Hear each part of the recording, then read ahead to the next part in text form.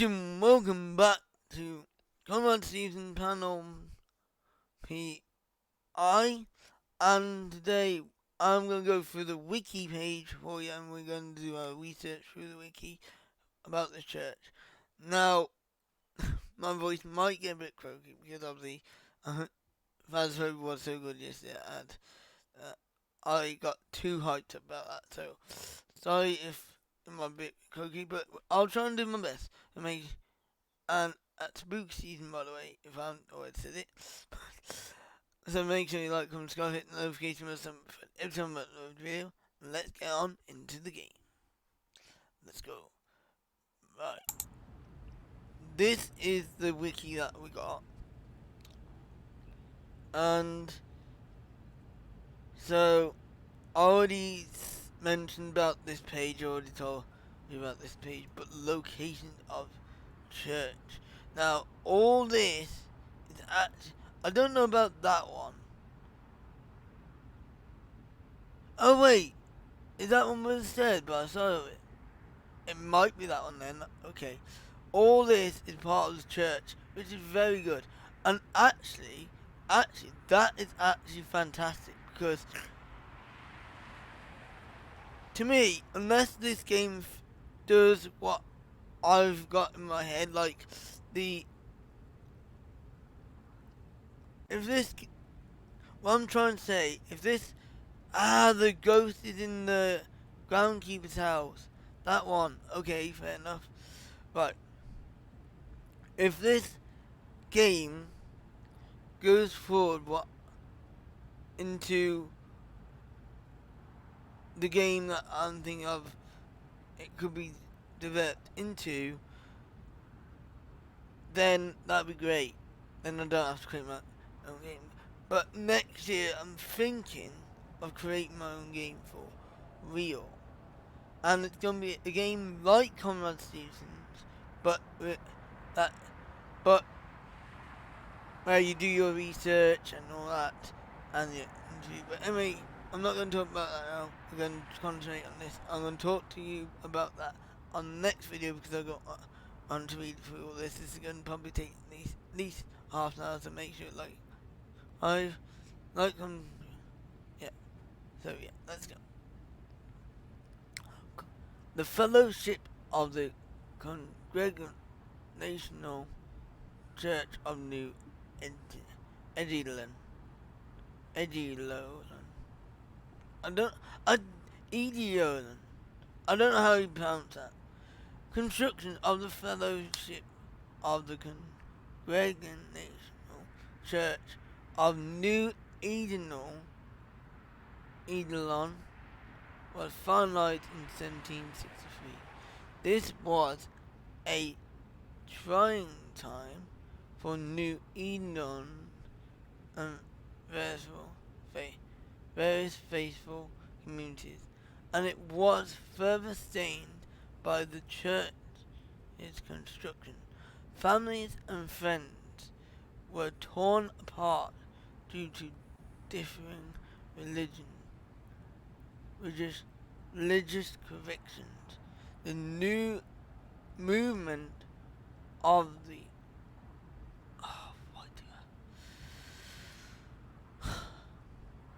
did I skip? The new movement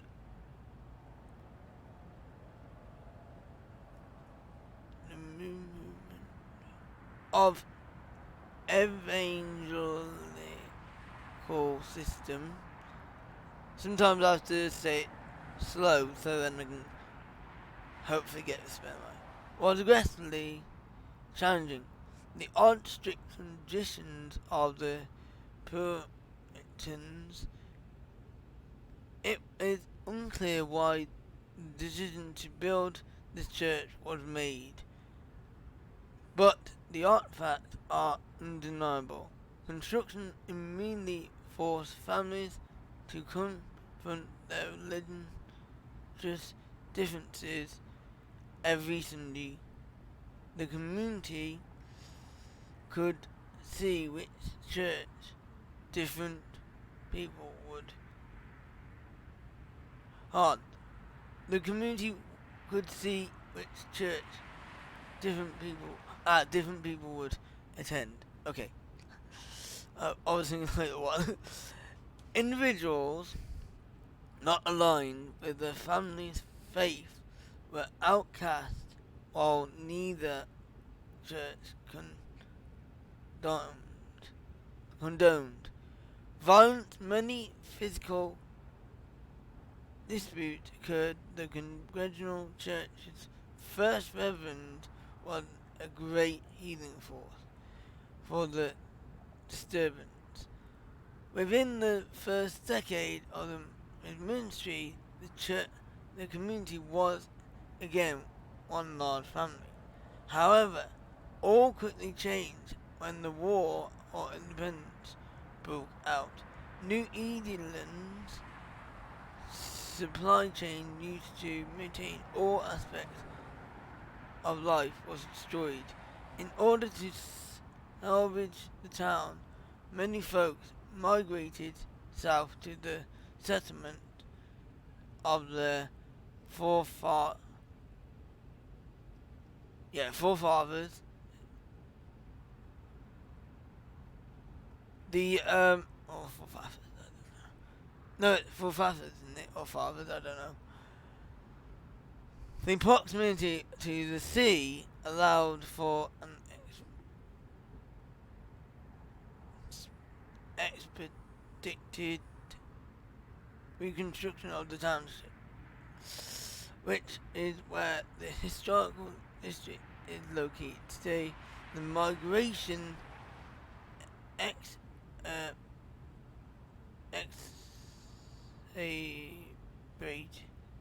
exacerbated the stain felt by the few who chose to stay, and ultimately led to the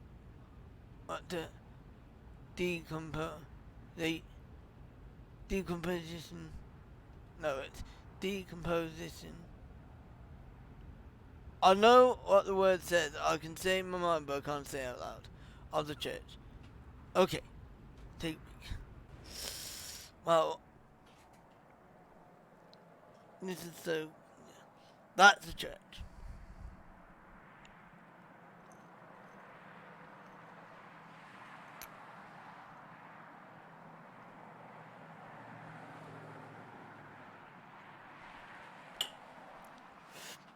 North Cemetery.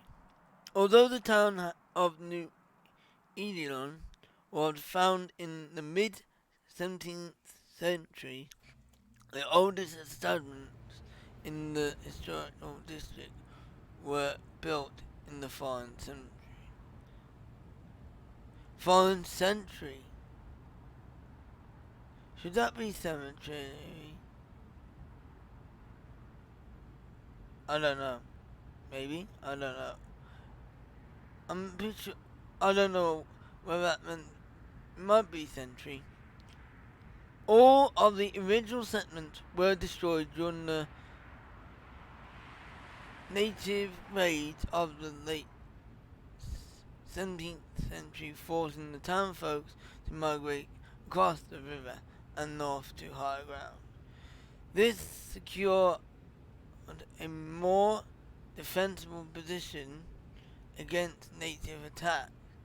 Consequently, as the death toll rose, bodies were buried under what is now the cemetery on Spruce Street.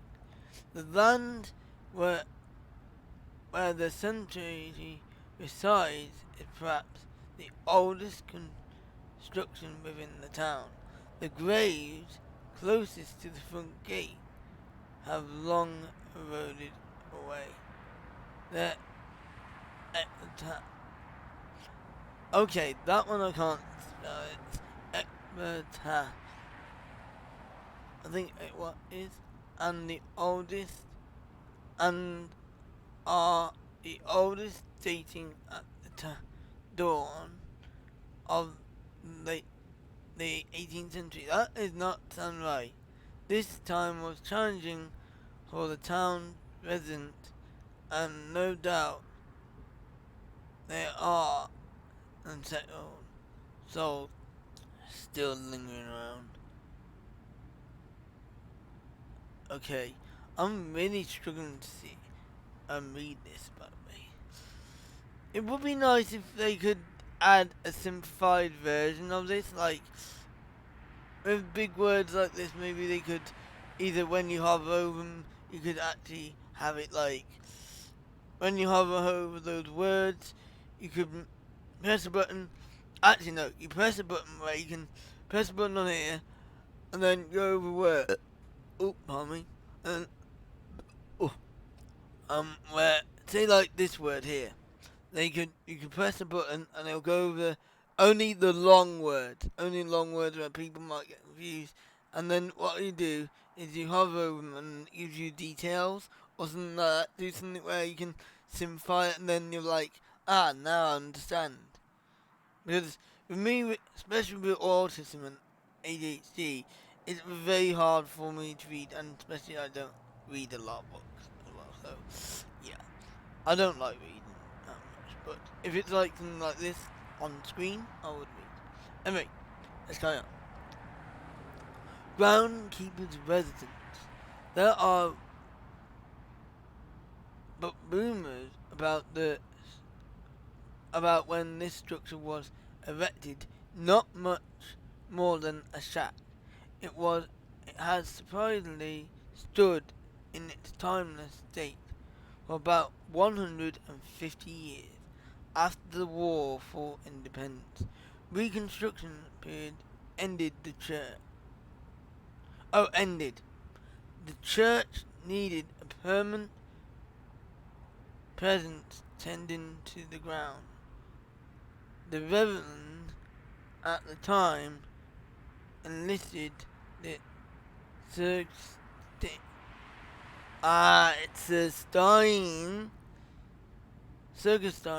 family as the groundkeepers. There we go. Records indicate that the Sergestein family moved into the residence on the property, implying that the structure was already there. Nothing of this building is noted prior to this event, hence why its origin is unclear. Not only did the Sergestein family ensure the church was in tip-top shape, but they also dug graves for their friends and family members. This created an unbreakable relationship between the Sergenstein family and the property. For generations, their family maintained the role.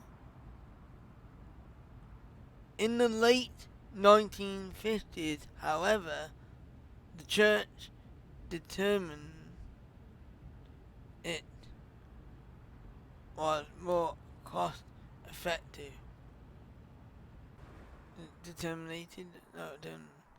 Cost effective to pay a local contractor to maintain things as needed than to support a family all year long to do the work.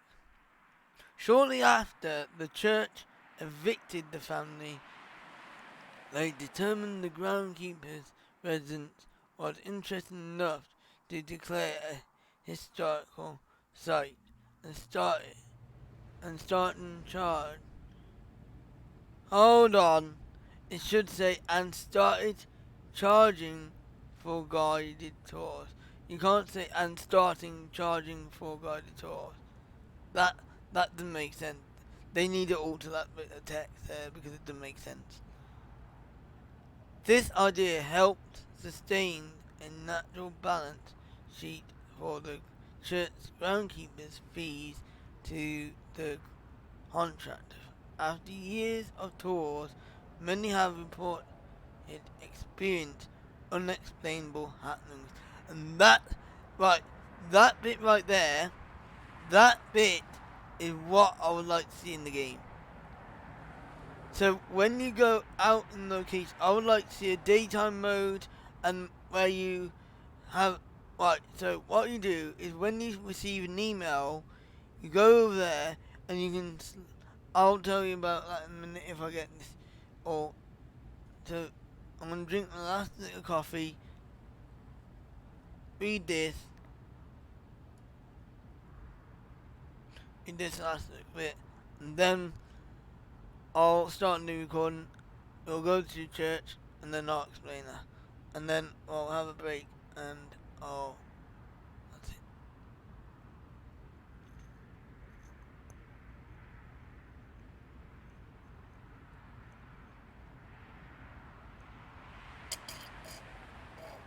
Right, there we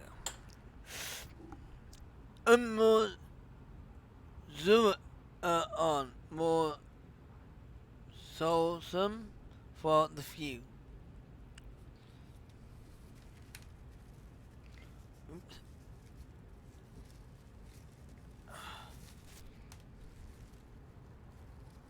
Alright.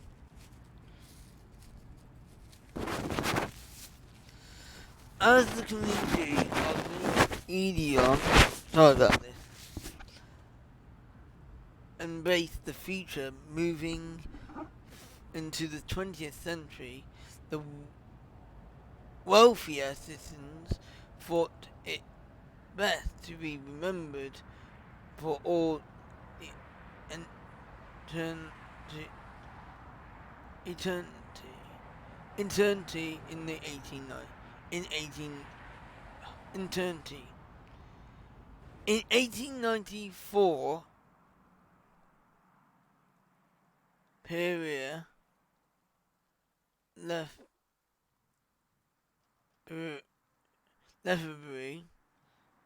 was commissioned to design and manage the construction of the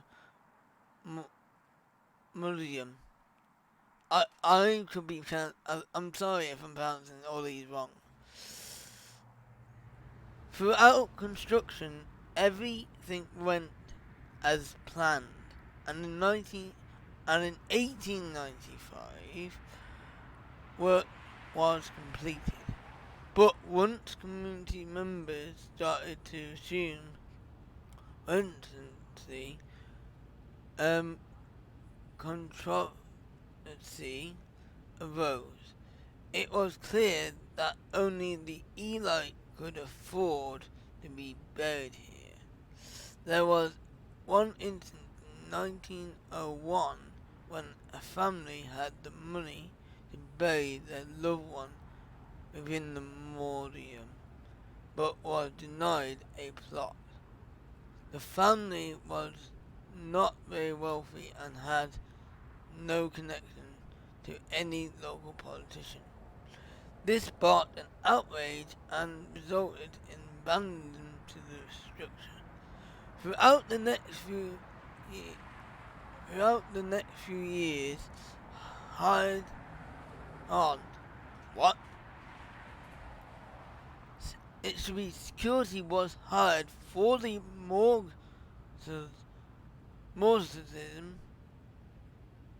or socialism was employed,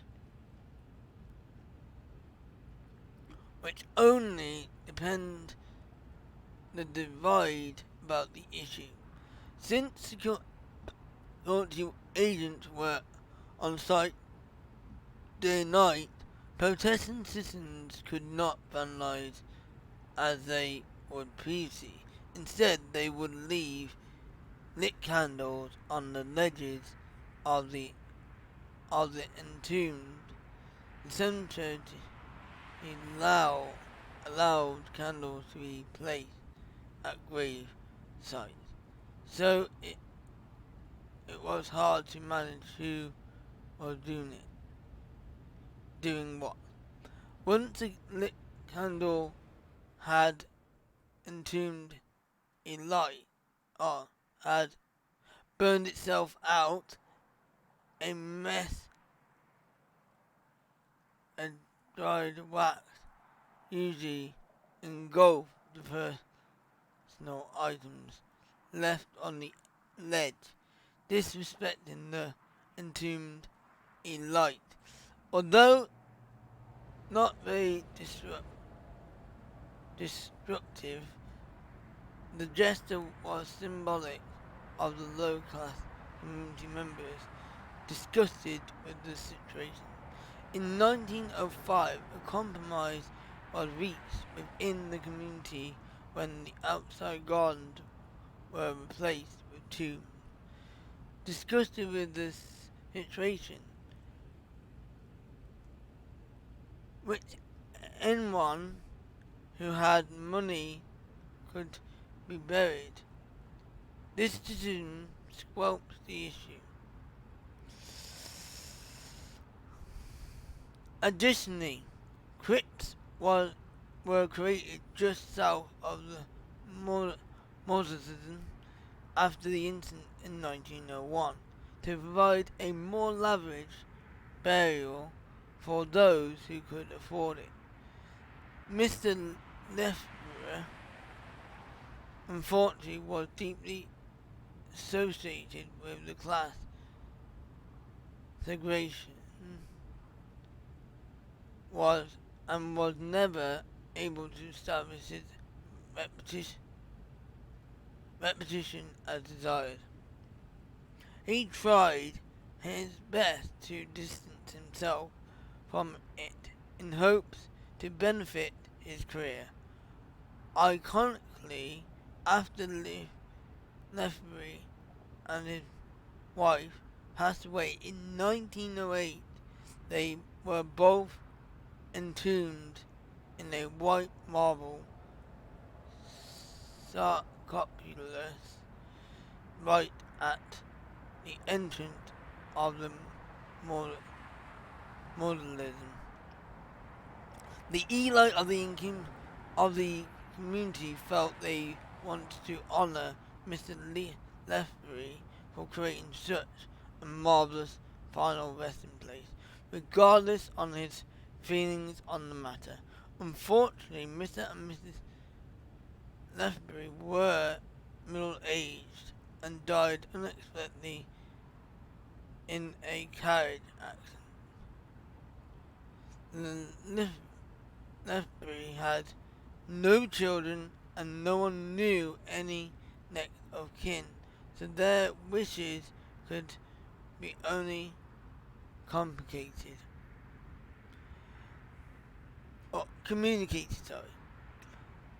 The first documented case of paranormal activity in the mausoleum occurred in 1911. It was noted that a few candles were mysteriously placed and lit on ledges of some entombed residents. This phenomenon has occurred irregularly ever since. Skeptics, of course, simply believe that local kids light the candles as an ongoing prank. Admittedly, throughout the years, folks have seen apparitions within the mausoleum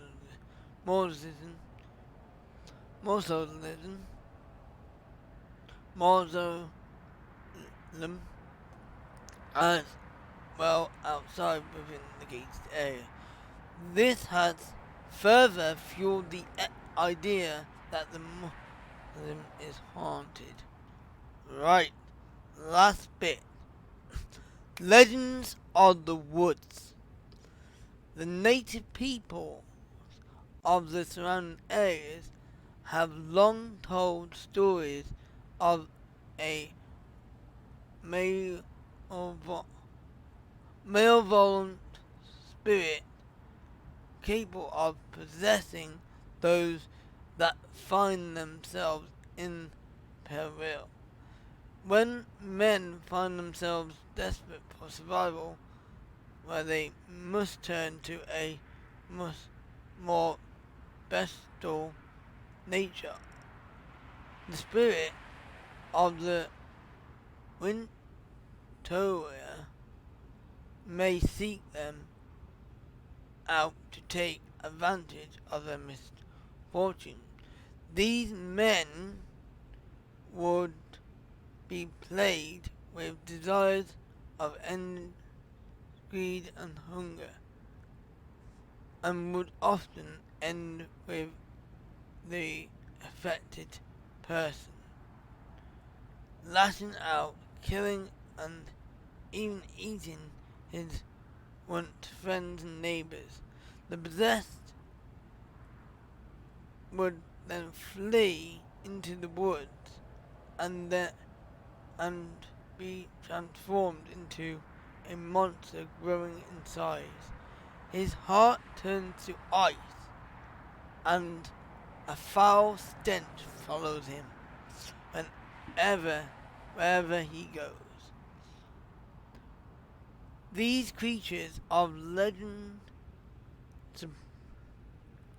supposedly roamed the woods and nearby caves, luring hunting parties and gatherers into their territory. These unsuspecting parties would follow the sound of screaming and pleas for help and confront the stranded. The young men and women would never be seen again. Cultures and stories mix over time, with many immigrants seeing similarities between their own stories of werewolves and the native stories of this cannibalistic monster. Many